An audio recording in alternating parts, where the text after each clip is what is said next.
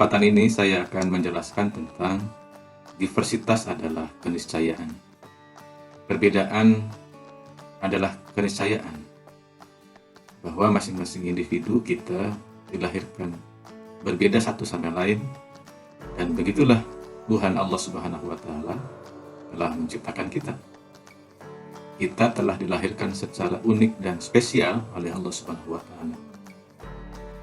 Jadi manusia yang seperti saya ini, namanya Rohmani, yang punya karakter seperti ini, lahir di sini, tinggal di sini, seperti ini orangnya, itu hanya ada satu di dunia. Dan Allah menciptakan hanya satu untuk saya. Begitupun juga dengan Anda. Tidak ada dua orang yang berbeda, yang sama, sekalipun dia kembar identik. Nah, secara kognitif seperti apa perbedaan kita dengan yang lain, dengan kakak kita, dengan adik kita, dengan bapak dan ibu kita? Saya meminjam teorinya Jean Piaget, teori konstruktivisme, yang mungkin ini membantu saya dan kita semua memahami perbedaan kita satu sama lain secara individu. Ya, jadi kalau kita sebagai orang tua, sebagai guru, sebagai orang dewasa, dan secara pribadi kita menganggap orang itu sama dan harus dipersamakan, atau dia harus sama dengan saya, itu adalah kekeliruan yang fatal. Karena sesungguhnya kita dilahirkan oleh Tuhan, oleh Allah Subhanahu wa Ta'ala itu unik dan spesial. Kita adalah kita secara individu, saya adalah saya secara individu. Dan bahkan kalau dalam Islam, kita pun nanti akan dimintai pertanggungjawaban oleh Allah di hadapannya di akhirat, itu secara individu. Kita tidak akan dimintai pertanggungjawaban perbuatan kita atas orang tua kita, atas saudara kita, atas siapapun.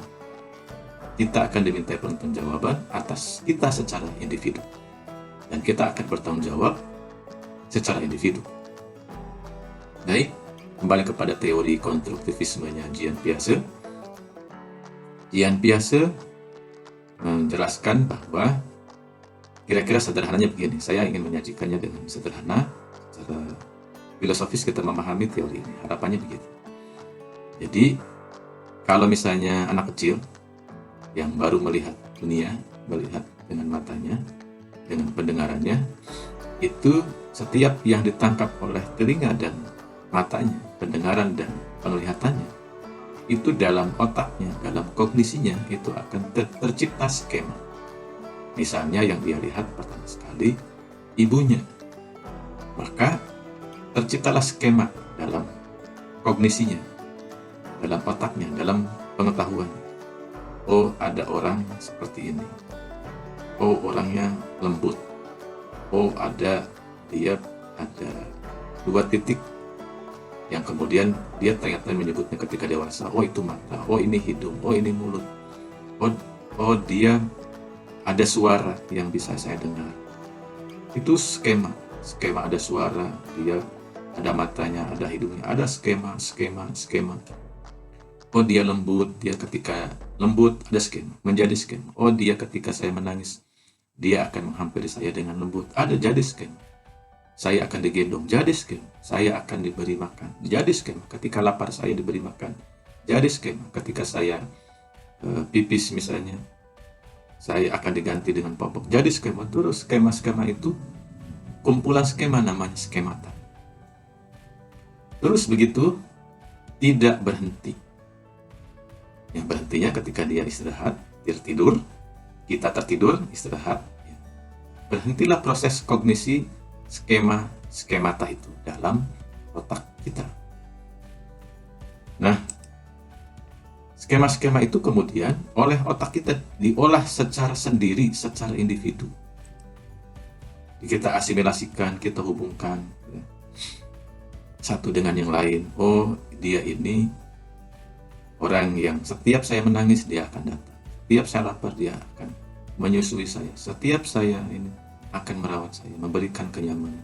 Diasimilasikan dalam dirinya. Asimilasi, kemudian bentuk lagi skema lagi, terus begitu. Skema, asimilasi, skema tak asimilasi. Kemudian ketika ternyata misalnya ada saat-saat tertentu, sekalipun saya menangis, saya tidak segera orang ini mendatangi saya.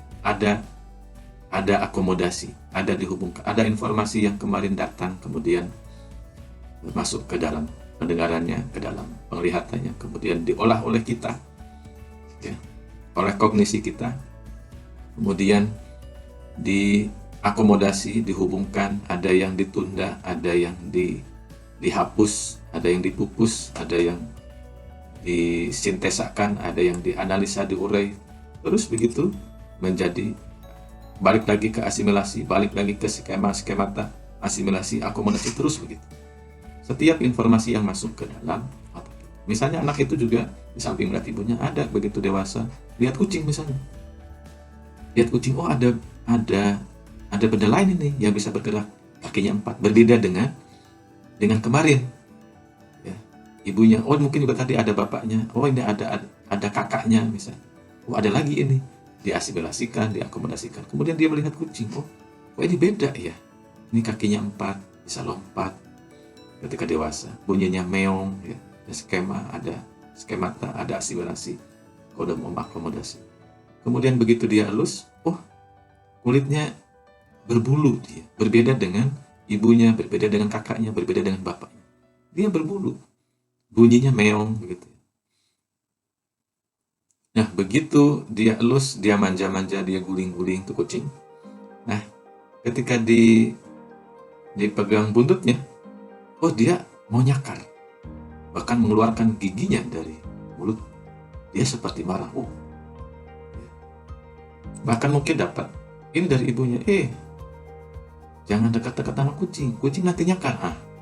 Dalam otaknya ada skema nyakar. Nyakar itu apa? Oh, kakinya mengeluarkan kukunya, giginya mengeluarkan mulutnya mengeluarkan giginya, mengeluarkan bunyi yang terdengar lebih seram. Wow.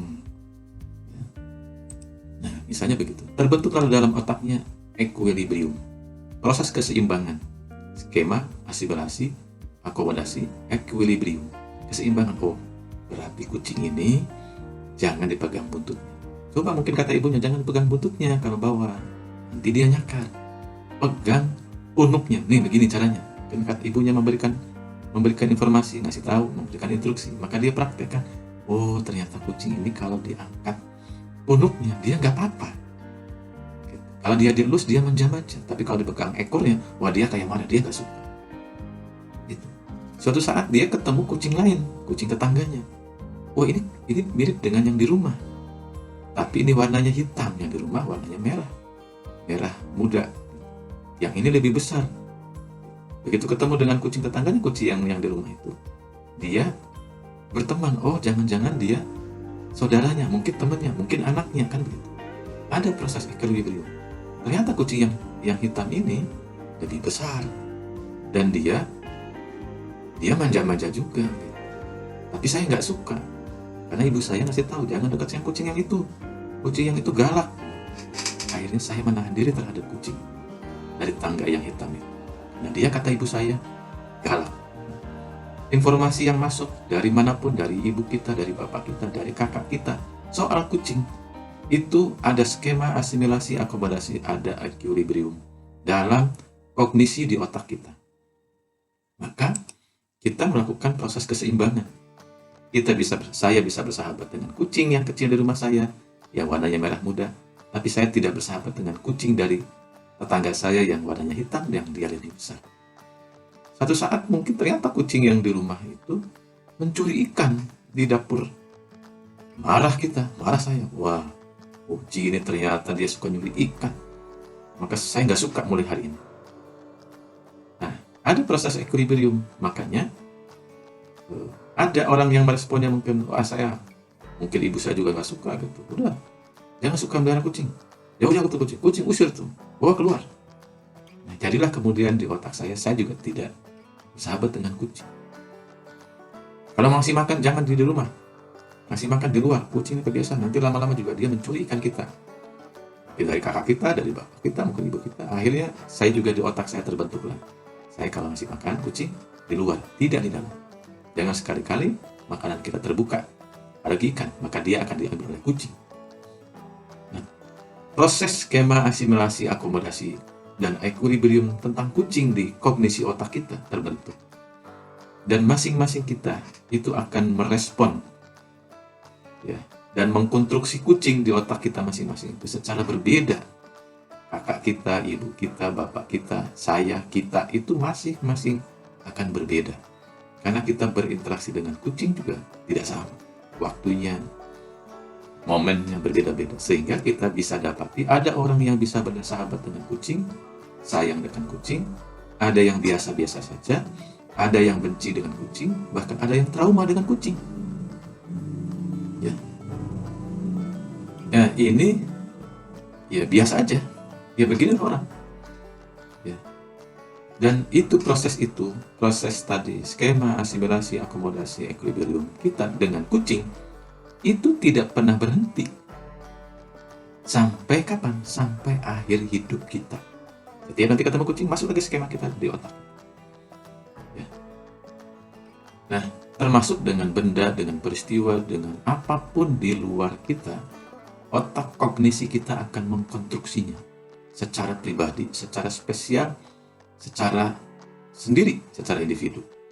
Cara saya mengkonstruksi berbeda dengan cara ibu kita, bapak kita, kakak kita, tetangga kita, teman kita mengkonstruksi kucing dalam otak kognisi kita. Nah, sekalipun objek yang menjadi objek konstruksi sama, kucing juga, kucing yang sama, hari yang sama, momen yang sama, tetap saja akan dikonstruksi di otak masing-masing kita itu secara berbeda. Itulah yang menjadi, dan ini proses ini terus begitu. Jadi equilibrium, ada skema baru, ada informasi baru, ada asimilasi, ada akomodasi, ada equilibrium.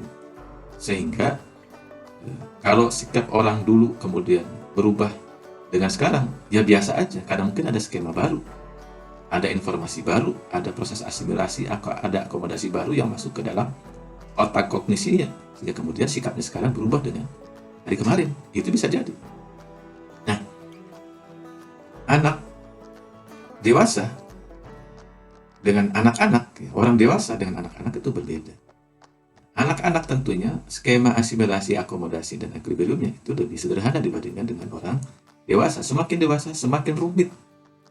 Semakin banyak skema, semakin banyak asimilasi, akomodasi, dan equilibriumnya yang dia olah di otak. Sehingga kita bisa dapati anak kecil polos, lebih jujur, karena belum banyak skema asimilasi, akomodasi, dan equilibriumnya. Orang dewasa nggak sederhana untuk mengatakan A adalah A, banyak pertimbangan yang dia pertimbangkan, tidak seperti anak-anak. Jadi makin dewasa makin rumit skema konstruksi kognisi di masing-masing kita, dan itu akan terus bisa jadi berubah. Orang bisa jadi kemarin A, sekarang B, kemudian kembali lagi ke A lagi sikapnya, itu ya biasa. Karena memang bisa jadi ada konstruksi baru yang mengkonstruksi sehingga dia berubah. Pengetahuannya bertambah, proses asimilasi, akomodasinya, dan berubah konstruksi equilibriumnya, proses keseimbangannya. Nah, sehingga masing-masing kita ya berbeda akhirnya. Karena kognisi kita, cara mengkonstruksi kita berbeda, spesial dan unik, ya masing-masing kita berbeda. Apalagi kalau kita hitung dengan waktu, ya. Kalau saya sekarang misalnya umurnya 52 tahun, ya, itu kalau dihitung hari, kira-kira saya sudah melampaui hari saya hidup di dunia ini sekitar 14.000 lebih hari, katakanlah 14.300 hari lah, 14.300 hari. Itu artinya setiap hari saya akan mengkonstruksi, ya lewat pendengaran, lewat penglihatan, lewat perabaan, lewat alat indera saya, semua saya konstruksi ke dalam kognisi otak saya.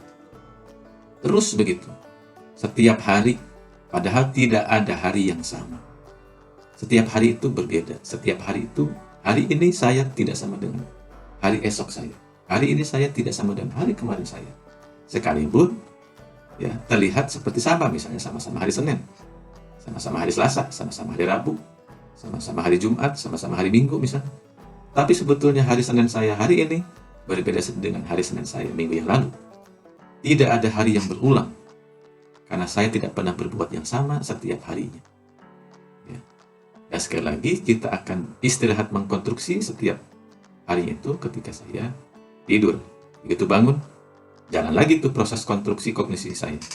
Dan akan berhenti secara permanen proses konstruksi kognisi saya ketika saya meninggal. Itulah barangkali kemudian juga cocok dengan sama, akan mungkin menjelaskan lebih mudah sebuah hadis menuntut ilmu itu sejak lahir sampai meninggal, sejak dalam buayan ibu sampai kita meninggal. Karena ketika kita meninggal, berhentilah proses konstruksi kognisi di otak kita. Nah, dari sini maka perbedaan satu dengan yang lain di antara kita adalah niscaya. Kalau seorang guru, seorang tua menganggap anaknya sama, itu ada kekeliruan yang fatal. Seorang guru yang menjelaskan, mengajar di depan kelas misalnya, kalau di depan kelas di hadapannya ada 30 siswa, maka guru harus menganggap bahwa ada 30 proses konstruksi dari siswa-siswanya dalam otaknya masing-masing yang berbeda, menangkap gurunya di depan kelas yang satu itu. Dan pasti mereka akan mengkonstruksinya secara berbeda. Karena dia punya cara mengkonstruksinya unik dan spesial. Itulah yang dikurniakan Tuhan Allah kepadanya. Gitu. Nah, sehingga dari sini kira-kira ada teman-teman sekelompok di peneliti Indonesia Bermutu menelurkan kurikulum yang berbasis pada perbedaan adalah keniscayaan, bahwa manusia adalah unik dan spesial. Mereka menggulirkan sebuah gerakan namanya satu anak, satu kurikulum. Jadi guru, orang tua harus menganggap bahwa satu anak itu harus satu kurikulum dalam pembentukannya. Karena masing-masing anak itu berbeda satu dengan yang lain. Ya, berbeda dengan ibunya, berbeda dengan bapaknya, berbeda dengan kakaknya, berbeda dengan temannya, berbeda dengan saudaranya, berbeda dengan siapapun di muka bumi ini. Saya adalah saya adalah spesial dan unik yang Allah ciptakan untuk saya. Dan dari situlah saya bersyukur kepada Allah. Inilah yang saya akan bertanggungjawabkan di hadapan Allah juga nanti di akhir. Semoga bermanfaat. Assalamualaikum warahmatullahi wabarakatuh.